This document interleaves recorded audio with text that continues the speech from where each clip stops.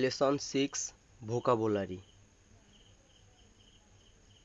থাবে মাছ খাওয়া, নমি মাছ পান করা, থাবাকো ও সুই মাছ ধূমপান করা, মি মাছ দেখা, খিখি মাছ শোনা, ইয়োমি মাছ পড়া, খাখি মাছ লেখা, খাই মাছ কেনা, তরি মাছ তোলা, শিন ও তরি মাছ ছবি তোলা, শি মাছ করা বা খেলা, আই মাছ দেখা করা, খোমে চাল, গোহান ভাত, আসা গোহান সকালের খাবার, হিরু গোহান দুপুরের খাবার, বান গোহান রাতের খাবার, তামাগো ডিম, নিখু মাংস, সাখানা মাছ।